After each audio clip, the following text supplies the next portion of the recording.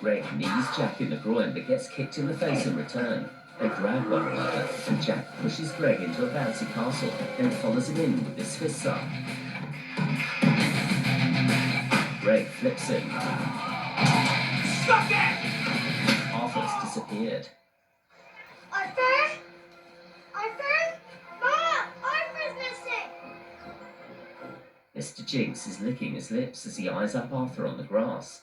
The cat gets closer, sniffing Arthur's nose.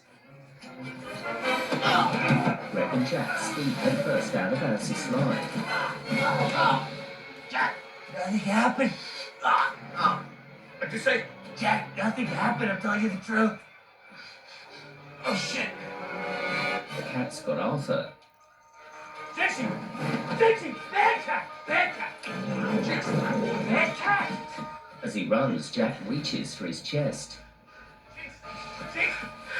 Oh, shit. Kevin, you